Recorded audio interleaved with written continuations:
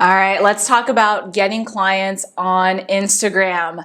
Hi there. If you are new to my channel, I am Luisa Zhou, and I help ambitious men and women build their own online coaching, consulting, and/or course businesses and go from employee to entrepreneur. Today, I'm going to share with you 5 of my top tips for using Instagram to get clients and grow your business.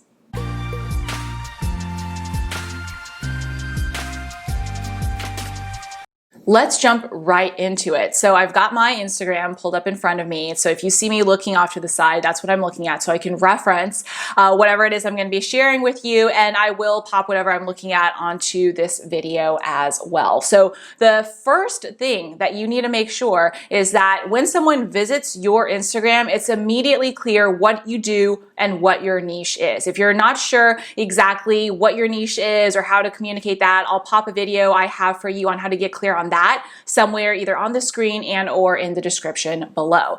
So just looking at your Instagram, you want to make sure that that bio makes it immediately clear what you do. You want to share the top most impactful things that you can. So for example, the title, I have my name and then what it is I help people with, which is business coaching. That also makes it more searchable for your Instagram profile. Then I've got a few bullets, right? So my top ones, and at this point I've been doing this for a while, so I've got some cool ones. Whatever it is you do, find your best one. So I'm a 7-figure business owner. I was by 26. I have shared my advice for Forbes, Business Insider Money. I have a cool fact, former space station engineer, and then I've got a PDF or call to action for someone to sign up for. So that's the link that you can put in your bio in Instagram. Now, again, no matter what industry you're in, you can absolutely create the equivalent for yourself. For example, if you are a health coach, you might say, have helped X people lose collectively 100 plus pounds or whatever. Registered dietitian and master's in science nutrition and some other cool fun fact about you. So think through, is it X years of experience? How many people helped? What kind of results? What results have you gotten for yourself? So if you're a health coach and you're starting out, you haven't helped anyone else yet, but you dropped and kept off 40 pounds after having a baby. Wow, that's amazing. Put that on there. So that's step number 1. Then what you want to do is make sure, theoretically, all of your posts should make it clear immediately on your feed what it is that you do. But if you are really starting out and updating your content, you want to make sure at least the most visible top 9 posts, your grid on your news feed are focused on what it is that you can help someone do. And so that is actually tip number 2, which is what I call QI content, quick and impactful. That's the best type of content for Instagram, where you're sharing something where there's a big impact. It's really useful. It helps your audience get a really great aha or reframe, and it has to be quick. So very rarely are people going to be spending a lot of time reading the caption, and they might just take a look at your image or read the first few sentences or a very short caption. And then you need to be able to communicate a takeaway there. And so my favorite way for doing that is via really simple kind of graphs and images. So for example, what I'm looking at right now, my latest post as of this video is I've got a post comparing selling coaching versus selling courses and the differences between the two and my recommendation for which one to start with and how to combine them. Really simple, really great takeaways. Another one I have is 5 weekly to-dos to grow your business. Really short list of 5 weekly to-dos. Of course, from time to time, I also have the really common kind of quote posts and also just image posts of myself. But that's the type of content. And when I do those, my captions are still quick, relatively, and impactful. So things that I can just take away from whatever it is that you share. So just to give you a few examples of that type of content, right? Comparison. Whatever 2 common things to compare in your industry are. So I'm just thinking, I'm not a health coach. I have worked with a lot of health coaches, but maybe you're comparing 2 different types of diets, right? Counting macros versus counting calories. Boom. All right. So some sort of comparison post. Another thing that you can do is write a list of 5 tips, 3 steps, things not to do, mistakes to do. right? Another one, I'm just again looking at my Instagram, is to write a kind of reminder type post where it's a quote, it's a reminder. And so one of my recent posts that has done really well is where I had a reminder reminding people, look, your clients pay you because they want to, not because you're forcing them. So own that you do great work and you get to be paid well for it as well.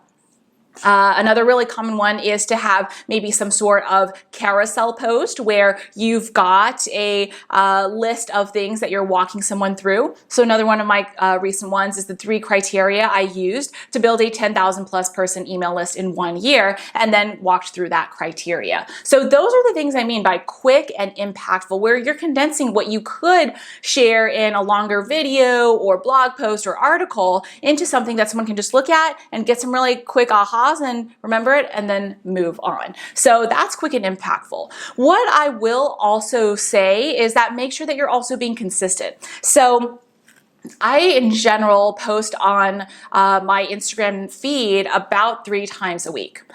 And Instagram is not even my main channel for growing my business. In general, if I have a student who is using Instagram as their main channel, I'm recommending that you post at least every day during the week, so 5 times a week on your feed, to make sure that you're really building up that content and letting people know, hey, this is what I can help you with. So anywhere from 3 to 5 times a week at least. So that's number 2. Tip number 3 is to make sure that you are making it clear that you have an offer, that someone can work with you. And so the general rule of thumb I recommend that people start out with is the 3-to-1 rule, where for every 3 pieces of content that you share, one of them can be an invite to take some sort of action to talk about hiring you. And so examples of those can be as simple as DM me if you want to learn more about how we can work together. Or if you've got a webinar, for example, or some sort of video training you want to drive people to that they can use to learn more about working with you before they decide if they want to, hey, click here to watch this webinar, sign up for it, or do this thing so that we can talk about, so you can learn more about working with me, and then we can talk about it if it is a good fit for the 2 of us. So those are 2 of the most common calls to action, right? Some sort of webinar, PDF, etc., that explains a little bit more about how you can help someone before inviting them to talk to you about working with you, or directly inviting them to DM you. Personally, if you're starting out, I recommend the DMing option. It's just a lot simpler, especially if you don't have a video or a PDF or anything yet. And frankly, that's the point anyways, to have someone talk to you and learn more about how they can potentially hire you. So you want to be making that clear throughout your content as well. Right, so that's a very simple thing that I see people missing, and then they wonder why they're not getting any interest. So make it clear that you're not just here to share great content. Yes, do that, and there's no strings attached, but also make it clear that, hey, I've got a paid offer that you can take advantage of if you want to work with me further. So what was that? That was 3 tips. The 4th tip I have for you is to use all of the different aspects of Instagram available to you. So let me share with you how I think through it and what I usually recommend for my students. So I think of the feed, so the posts that you post on Instagram, as kind of the storefront, right? Where someone comes in, they see your content, and that lets them know, okay, is this someone I want to follow? Is this someone I'm interested in? Let me look through their content. Now for that, I'm focused more on the quick and impactful content types that I just shared with you. From time to time, I will put an invite to schedule a sales call or buy something or whatever that call to action is, but that's not the main focus. The main focus is to really lead with that content. And that's where the most, not the most, but a lot of your content is going to be searchable, right? So you are going to be using hashtags. You're going to be creating content that allows people to find you on Instagram. So that's how I think about the posts themselves. Now, the next piece is IGTV. So how I think about that is really, it's like This is not the perfect comparison, but it's kind of the YouTube equivalent for Instagram. So on there, I will put my training videos. And so what I might do is I might take this YouTube video, I might edit it a little bit and put it on Instagram. So it's the longer type content that teaches a little bit more in depth than the quick and impactful content that you put on your posts. And that's so that, if someone wants to learn a little bit more about what it is that you have to share, they are able to look at it and say, okay, this is a great video, and this, whatever that takeaway is. Now, the other pieces are your stories, right? So the way I think about stories are they're kind of like the glances into your life, kind of like the reality TV version of Instagram. And so what I use stories for are two things. First, to show the personal aspects of what I do. So for example, about once a week, I'll do a behind the scenes day where I share either what I'm doing throughout the day, so my work schedule, or I'll share one snippet of the behind the scenes of running my business. And so I, for example, just yesterday actually, shared a behind the scenes screenshot of a coaching call I did with a group of clients and shared some of the wins and the biggest takeaways. And so what this does is it provides a personal aspect to whatever it is that you do, but at the same time also reminds people, hey, this is what I do. So they're still connected. So for example, if I was a health coach, right? And maybe I help people make smoothies, I might share a smoothie recipe. I might share a picture of myself making a smoothie. My favorite smoothie is this. So no matter what it is that you do, you can share some version of that. But that's how I like to think about it.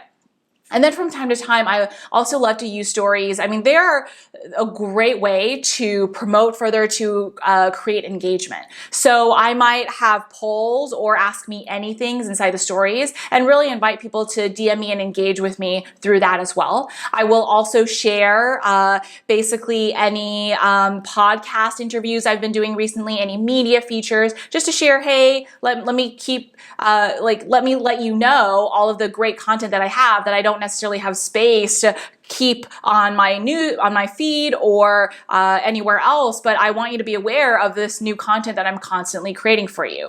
For also, when I release a new YouTube video, I'll probably share it in my stories, unless I'm doing something else that day, to let people know, hey, here's some more great content. So to let people know those kind of updates on the content that you're creating as well on your other platforms, to invite people to engage with you. And then when I am promoting on Instagram, that's where I promote the most heavily. So because it's just a great way to share, hey, here's a little bit about my program, or here are the details, here are the client testimonials. So these are all things that you can make individual separate stories for, and then link to, hey, if you want to learn more, DM me, link is here, link is in the bio, whatever call to action that you have.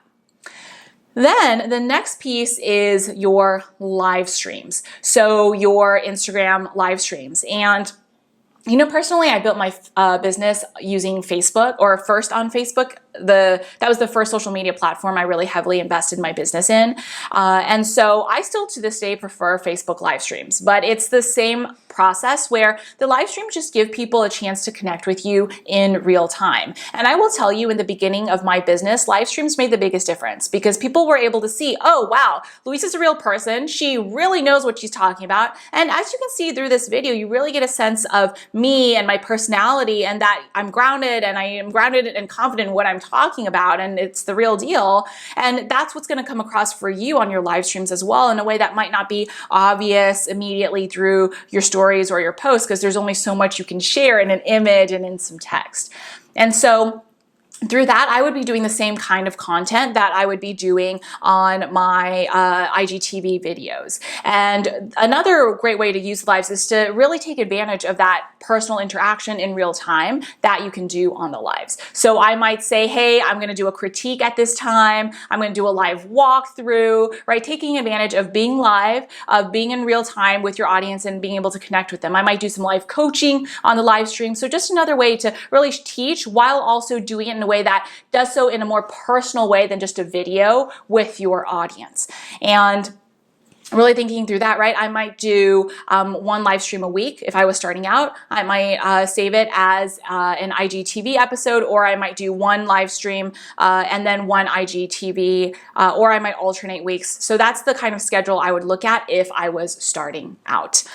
So we talked about that. And then for Reels, the newest feature, right? The way I like to think about that is to, again, quick and impactful content. This is what it goes back to. This is really one of the mainstays of the Instagram content pillars. And so how I think about that is the same type of stuff that I just shared with you for my posts, but in a quick 15-second video format, right? So it could be some quick tips.